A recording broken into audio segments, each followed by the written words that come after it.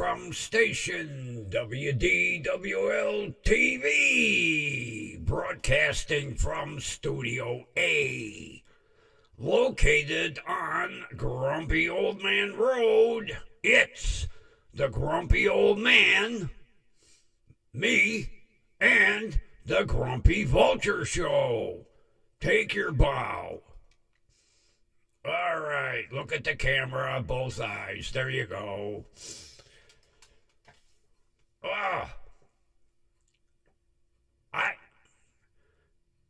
I asked myself a question today because I come across another one of these social media influencers. You know, last week I come across this idiot Doherty or whatever his name is, who, was filming himself while driving in the rain on the freeway, possibly speeding in Florida, and managed to demolish his $250,000 McLaren.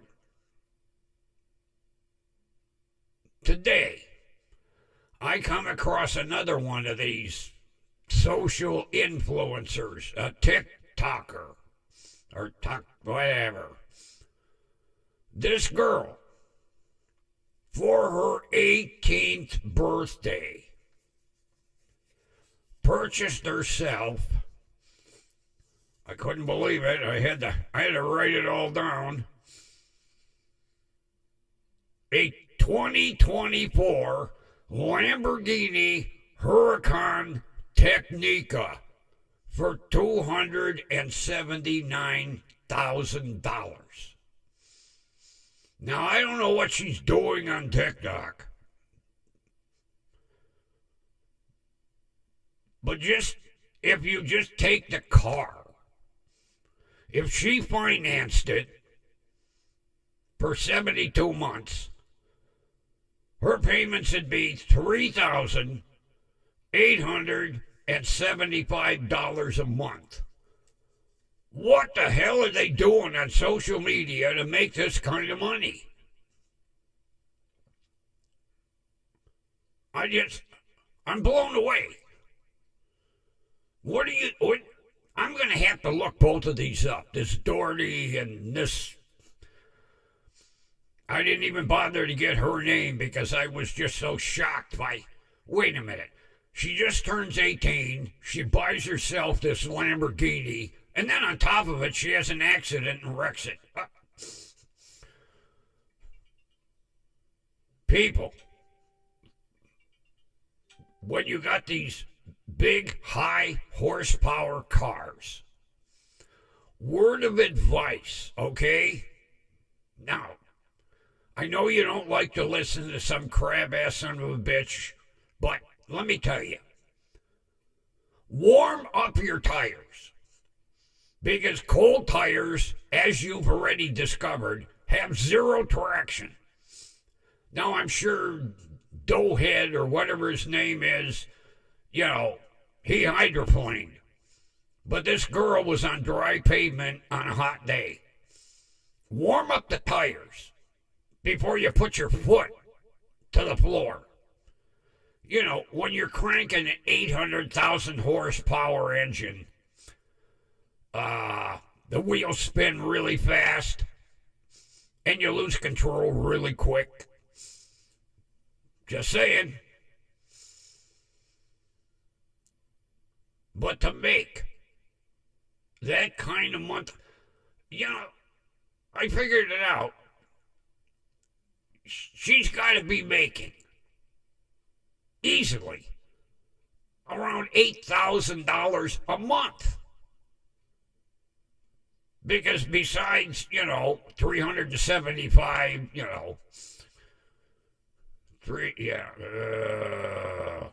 that payment just scares me even thinking of it. $3,875 a month. Being 18, living in Ohio, Her insurance rates have got to be $1,000 a month easy. Holy fuck.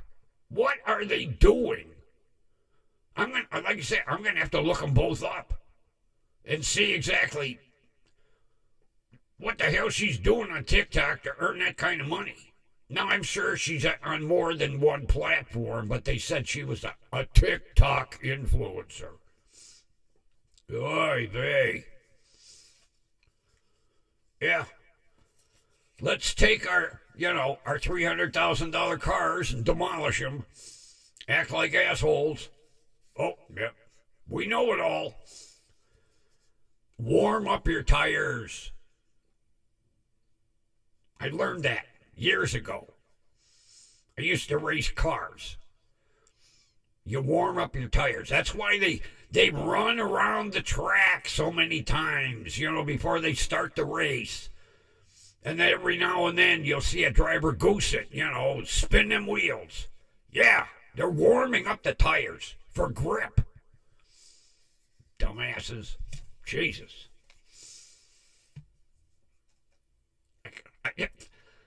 I'm speechless. To make that kind of money on YouTube? Why ain't I making nothing? Oh, yeah, that's right. I'm still stuck at 49 subscribers. Yeah.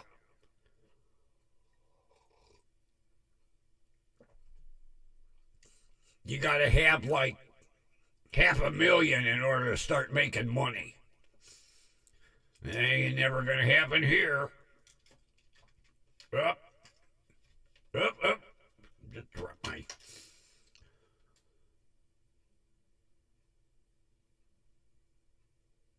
A while back, I mentioned this guy on YouTube that does auto reviews. And he bought himself a Ferrari, but it was a used one.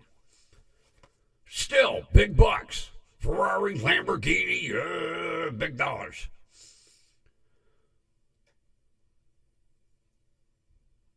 And he explained one day what he has to do daily. He can't skip a day making a YouTube video.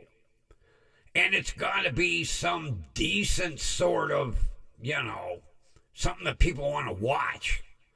Although he did a few stupid things like, what happens if you throw your car into reverse at 60 miles an hour, Or if you pour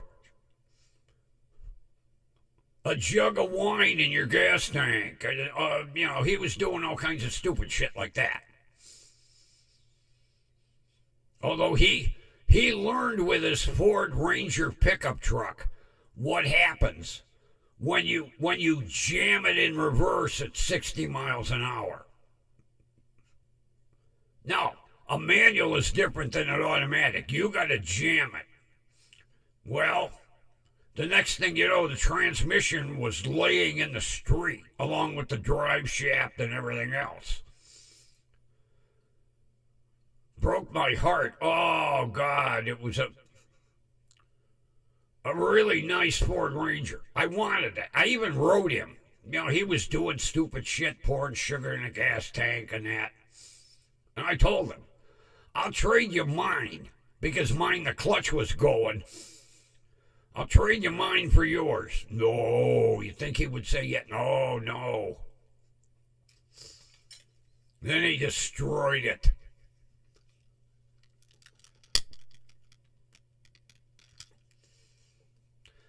My doctor said I have to stay away from smoking. So I bought me a cigarette holder. Keeps me about 6 inches away from it now.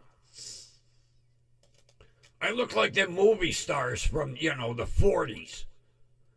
You'd see them sitting in a restaurant at a table, with their cigarette and their cigarette holder. Yeah, these used to be big back in the 40s and 50s, and then they kind of fell out of style. But as you can see, you can still buy them. Oh.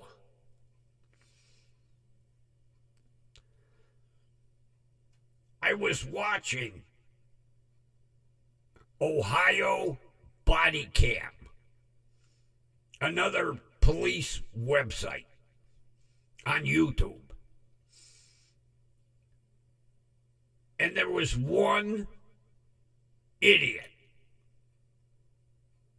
that caught my eye. Mainly because of the vehicle it had. Let me get my notes. He bought, now this is this year, a 2005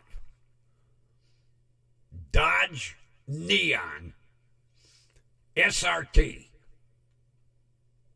And I'll tell you what, it was in really nice shape. It had to be a Southern car. The guy he bought it from,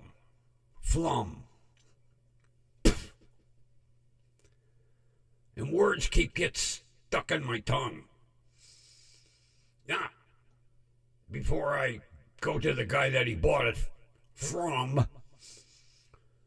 the Dodge SRT Neon came from the factory with a 220 horsepower inline four-cylinder, okay? He buys it from a guy that hopped the engine up, and now it's putting out 275 horse, which is a lot of horsepower for that little dipshit car. Day one,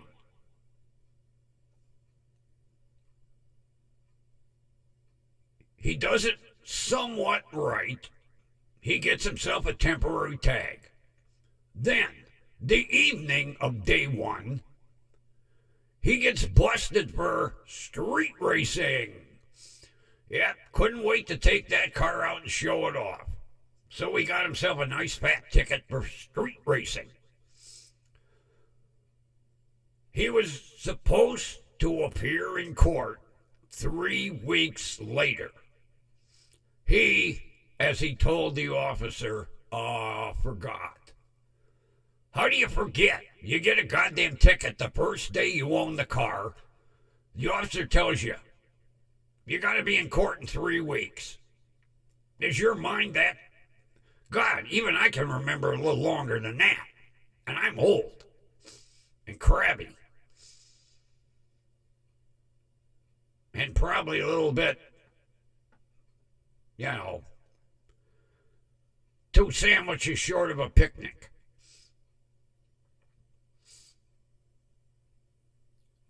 So, since he got the ticket with the temporary tag, he was going to be crafty.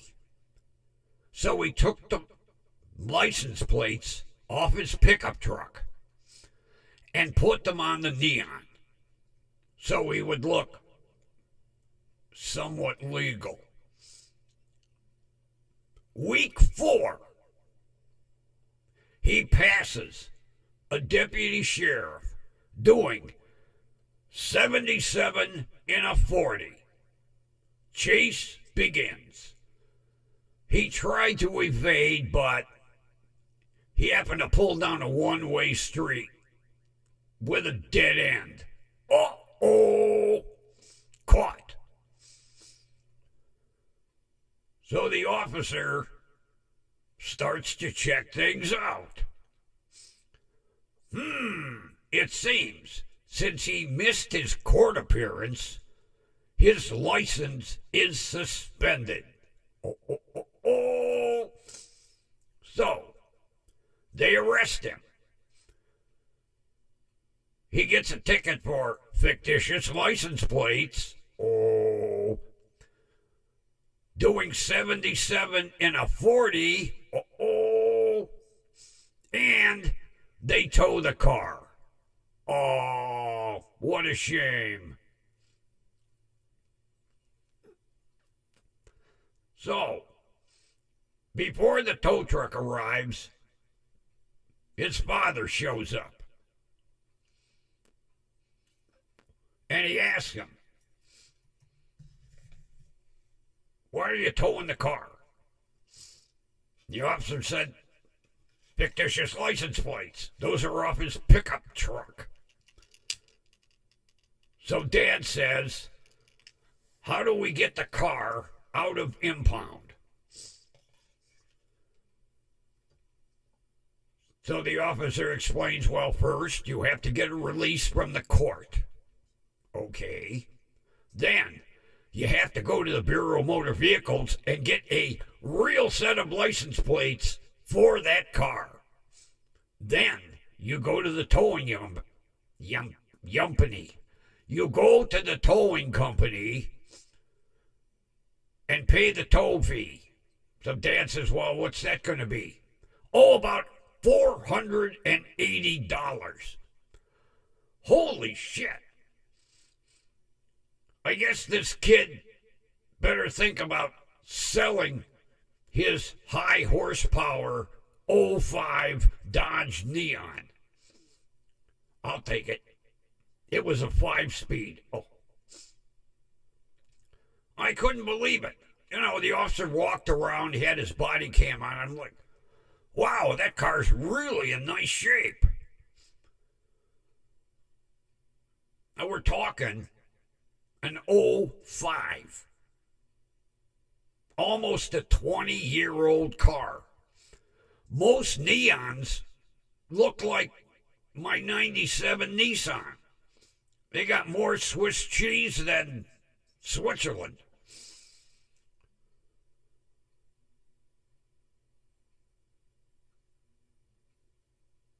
I'm thinking to myself, did this kid learn his lesson? Nah. He'll bail it out of impound, get a real set of license plates, and then get busted again for street racing. Well, not for a year. Because they did have a little addendum at the end of the video where he got his driver's license suspended for a year.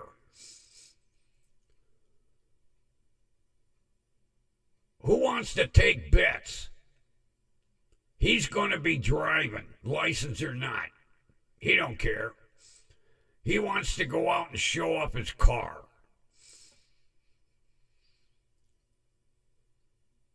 Street racing.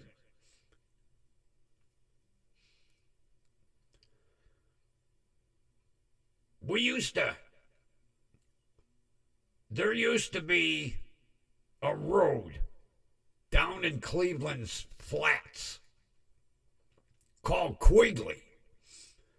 And every Friday, they would have drag races down there. And it was hilarious because I used to monitor the police frequencies before they scramble them and all my scanners are worthless. And you would hear the cars call in. Okay, I'm at the top of the hill at this road. I'm at the top of the hill at this road. I'm at the top of the hill at this road. Well, what they were doing, they were blocking off all the exits. And then they would swoop in to make a bust. And of course, everybody be like, let's get the fuck out of here. Until they got up the hill. And it was like, okay, just get in line. We'll cite you, let you go. Every Friday, you'd hear it. 3rd and Quigley, drag racing, and then about 15 minutes later, you'd hear them closing off all the exits.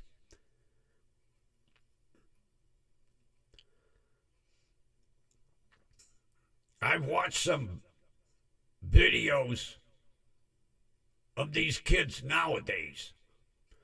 You know, I thought back in my day, we could really hop up a muscle car.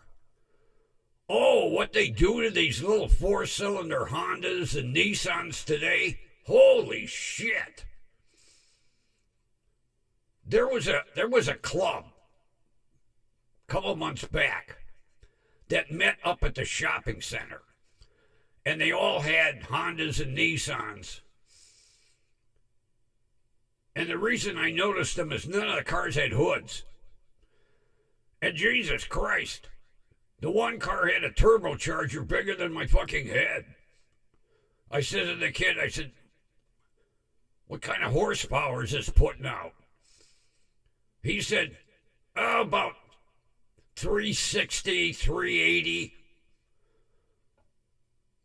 Out of the factory, it only cranked out 170. I was like, Jesus. Although he told me he had $8,000 in the engine. I said, what? He said, yeah, eight grand in this motor. I said, you put $8,000 in a street car that if you get caught, it's going to get impounded? He says, yeah. I said, how many times have you been caught? Well, not yet. I said to him, your day's coming. But, I'll tell you what. The pride. I think it was 7 or 8 guys. The pride they took in the engines. Oh, the one guy had gold valve covers. Gold. I was like, geez. The sun was beating down. It was fucking blinding me. Engine compartments you could eat out. I would have no problem putting my kibasi and sauerkraut on his inner fender well because that's how clean it was. And he told me every day before he put the car away, he wiped everything down. I says to him, I says, you do the same thing in your bedroom? He was like, oh, hey, one item at a time. Yeah, his bedroom probably looked like a dumpster, but the engine bay of his car was spotless with an $8,000 engine. The engine was worth more than the car. And they all got these little dipsy doodle wheels on them.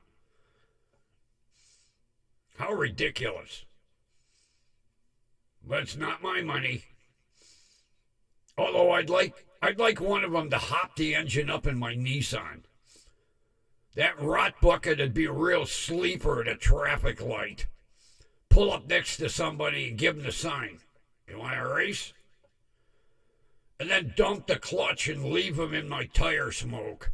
They'd be like, holy shit, what the hell's he driving? A rocket? I'm having a problem getting a fuel pump in my Toyota. Jesus. Everything was going great. Yeah, I watched the video. How to remove the seat. Got the seat out of the way. How to take the inspection cover off. Then when I got to the 10 bolts that hold the fuel pump to the tank, every head was rusted off. I was like, jeez. And now the weather's getting, cold. Although I probably should have thought of it a little earlier, but, it's one of those, I'll do it tomorrow. I'll do it tomorrow. Now that tomorrow's here, I'll be freezing my balls off. So I took and I cleaned up all the bolts to see how much meat I had left on the bolt heads. And everything looks copacetic. So I had to order some steel cutting blades for my oscillating tool. And what I got to do, I'm going to try cut slots in each one and see if I can because they're not that big of a bolt. But hopefully, I can cut slots in them and turn them out. Otherwise, I'm going to have to take and just cut all the heads off, and then drill new holes, put the fuel pump back in. And see, I have to put a fuel pump in it before I can find the damn hose that blew out up front. Yeah. One day I started it up, stalled. I was like, oh. Even with 212,000 miles, this RAV4 never stalls. Cranked it again, nothing. Get out to open the hood, and I'm like, what the hell's all this gasoline doing all over the ground? So it blew out, rot hole in the gas line. And then the fuel pump quit. I was like, oh, jeez. So now I got to put a fuel pump in it in order to waste more gasoline, find the leak, fix it, and then put brakes on it, which is going to be a pain in the ass because the rims on the front are rust welded to the damn rotors. Although I'm going to use my grandfather's trick because it's worked several times in the past. You loosen the lug nuts, and then you twist them down, hand tight. Then you back them off one turn. And then you take it for a drive. And sooner or later, there's enough looseness between the wheel and the lug nut, it breaks the rust free. Then as soon as you hear the wheel pop, because you do, get out and tighten the lug nuts. Then come home, fix everything, and put about 90 pounds of anti-seize on everything. And I'm going to have to grind the center hole in the rim a little bit, because that's what's giving me the problem. So I had to take my grinder and take about a 1/16 of an inch off all the way around. Shit that I should have done during the hot summer weather. But I was like, shit, the Nissan's running. I'll get to it tomorrow.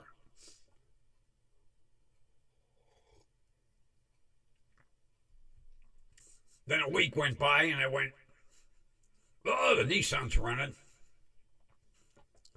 I don't need that four-wheel drive until winter. Well, now we're approaching winter. I need the four-wheel drive, so I better get my ass out there and fix the son of a bitch. Be the last time I do shit like that. How stupid. Jesus. Don't agree with me. Damn bird. Hear him over here chuckling.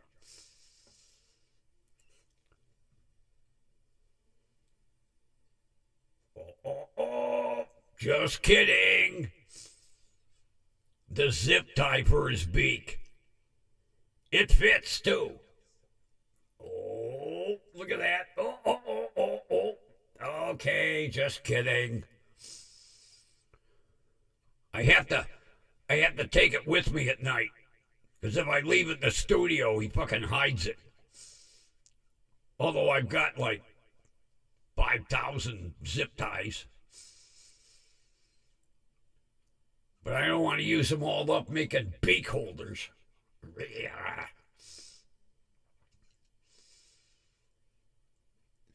Yeah, Grandpa, he wasn't really a mechanic.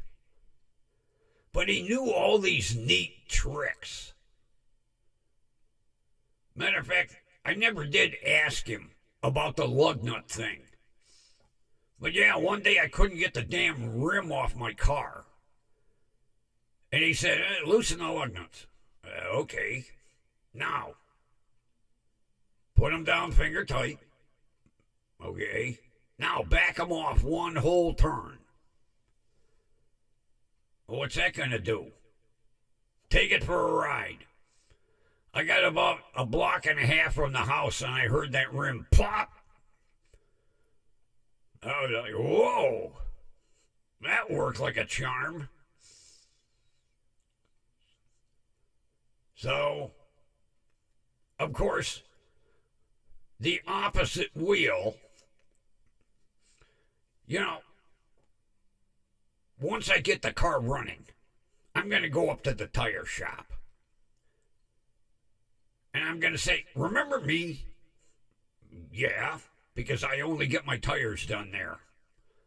I'll say, how about I pull my RAV4 in the shop, and you take that 250,000 pound per square inch ratchet wrench that you've got there and loosen the fucking lug nuts that you drove down so tight I can't get them off with a bomb.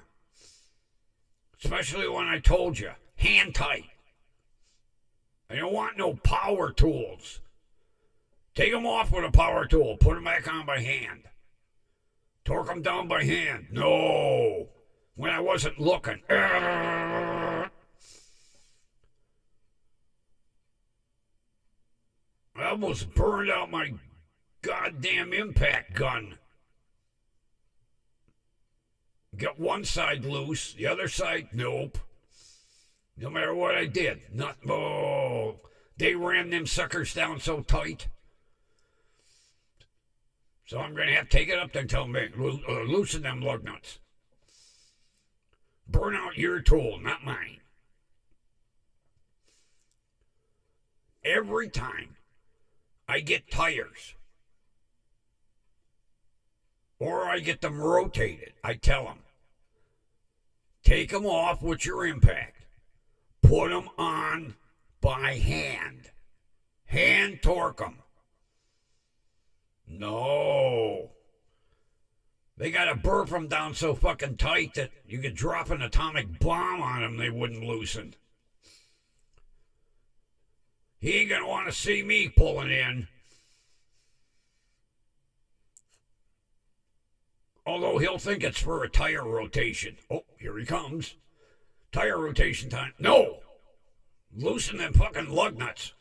I need to get the wheel off. I want to put brake pads on the front end.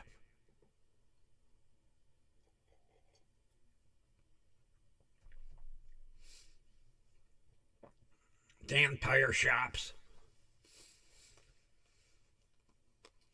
But see, they realize you got to come to a tire shop nowadays to get a flat tire taken care of. Because you don't get spares in these cars anymore. Weight savings, money savings. Yeah, you don't get a spare wheel, spare tire, nothing. So if you get a flat out on a freeway somewhere, you got to call a tow truck to tow you to a shop to get it fixed. Goddamn manufacturers, prices of cars are getting out of sight. Do you get a spare tire? No. And the only way you can get one is you have to go to the parts department and order a rim and a tire. Then there's no place to put it because you don't have that area in the trunk where a spare tire would go anymore. So you lose trunk space carrying around a spare wheel. These goddamn manufacturers.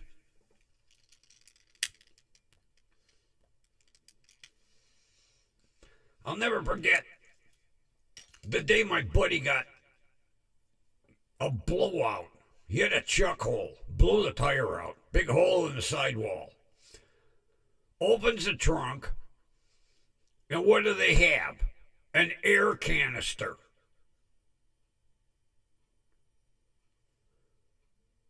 Well, if you got a hole in the size of a tire, like the size of a golf ball, It ain't going to hold any air. Makes a lot of sense. Put a spare in. Goddamn manufacturers. No. Weight saving. Money saving. Just look at the money they are saving. One rim and tire per car. And they're building, hundreds of thousands of cars. What do they give you? An air canister or an air compressor? Well, a lot of good that does you if you got a hole in the tire. What are you going to duct tape it? I don't think so.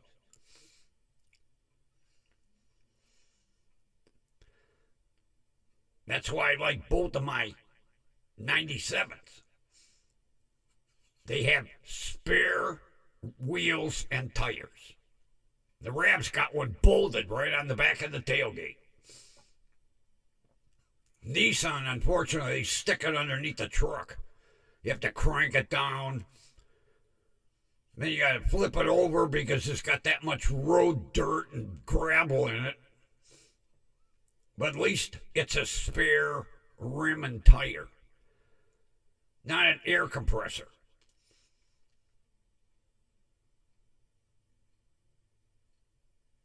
I think the auto manufacturers are somewhat in cahoots with the towing companies. We won't put spare tires in our cars, so they have to call a tow truck. How about kicking us back a few bucks out of every tow? Okay.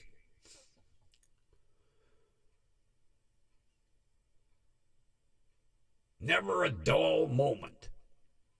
They're always thinking of ways to screw the public. And they don't tell you. I've yet to hear a salesman say, oh, by the way, this $80,000 vehicle you're buying, it don't have a spare tire. It has a little air compressor. Really? Well, what if I get a hole in the tire? I have to call a tow truck? I'm paying $80,000 for this vehicle. I don't have a spare tire. Forget it.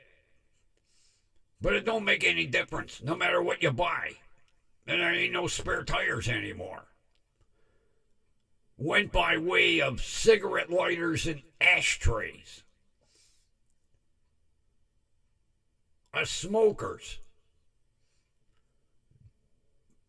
don't have an ashtray. We have to buy one. Yeah, you have to go to the discount store, buy an ashtray, put it in your cup holder.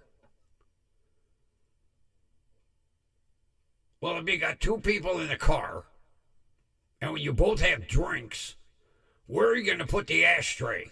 You're using both cup holders. Hold it between your lap. Oh. Yeah. The cigarette lighters are now power ports. Yeah.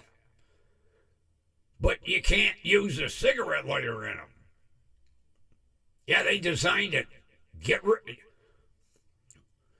They don't want you smoking in your own car. If I'm paying 80 grand for a car, I'm smoking in it. And you can't even order a cigarette lighter. Nope. Not even an option. Nope. Power port.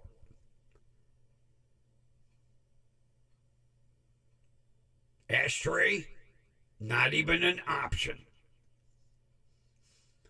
You used to be able to get one, but it went in your cup holder. They don't even offer that anymore. So you're not supposed to smoke in your car. For $80,000, I want to smoke in my car. I don't want the car to tell me, oh, no smoking, please. That'll be the next thing. You'll go to start your car, it'll say, no smoking or I'm not starting. And if you light a cigarette after I start, I'm going to turn off. Surprised they haven't done that already. As soon as you light a cigarette, your motor quits. They're probably working on that software right now, putting little sniff sensors in the car. As soon as it smells cigarette smoke, engine quits. Then you get out, you finish your cigarette on the side of the road, and you get in and your engine starts. That's next, folks. For all you people that are still smokers, I bet it's coming. Like with people that get DUIs, they have them breath machines they install. They lock, it locks the car out till you breathe in it. That'll be the next thing. If you get in with a cigarette, the car won't start. You'll have to get out, finish your cigarette, or throw it away so that you can start your car.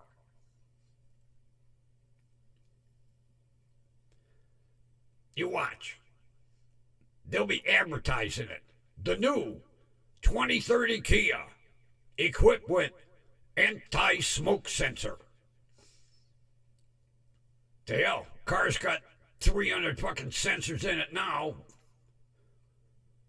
What's there adding one more? Yeah, you got anti-lane change sensor and warning over here and warning there, warning here, warning there. Yeah, it'll be a smoke sensor. You'll get in, you'll have a cigarette in your mouth, and a big readout will come up on your infotainment center.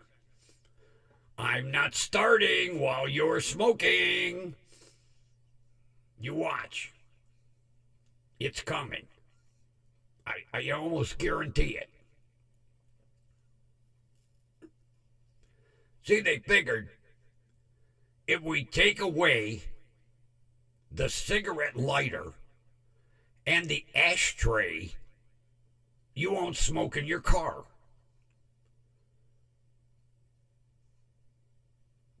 Doesn't make no difference to me. I'll smoke in anything. But you watch. There's a sensor coming. And it'll be one of them smart-ass things. Go, nah, while you're smoking, I'm not starting. Then you'll punch your infotainment center, and then you'll have to pay $2,000 to get it replaced. I wouldn't doubt it. And the thing that got me, there was no big protest. Nobody protested the auto manufacturers when they did away with the cigarette lighters and the ashtrays.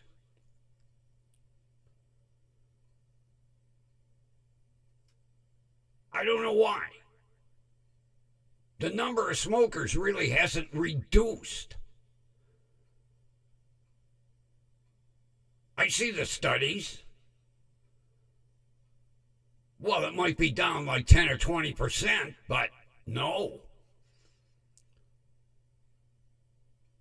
Still, when you're in high school, you're the cool kids if you smoke. Not necessarily cigarettes, but you're the cool kids when you smoke. So teenagers are still smoking. Just not Louis Ducats. But they're smoking.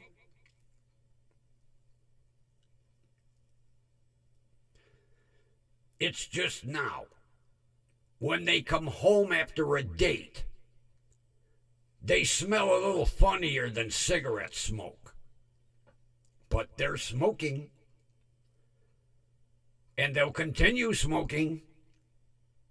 So put the cigarette lighters and the ashtrays back in the cars, auto manufacturers.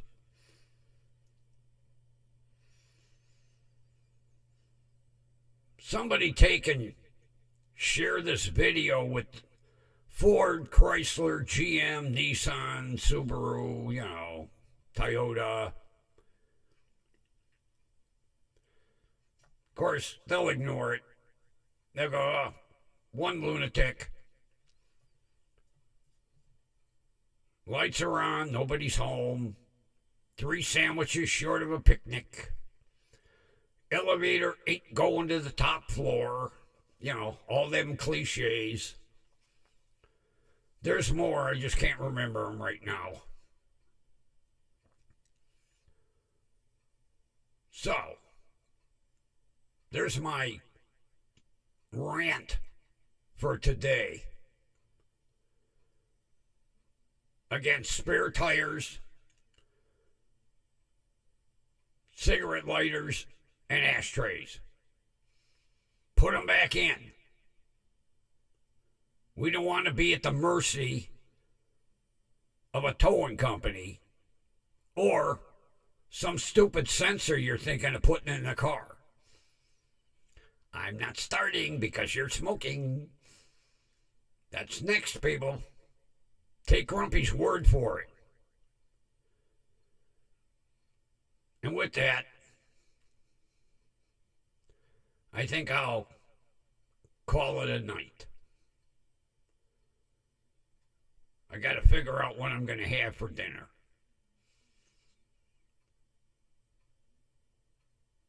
I had an idea, but it's too much work.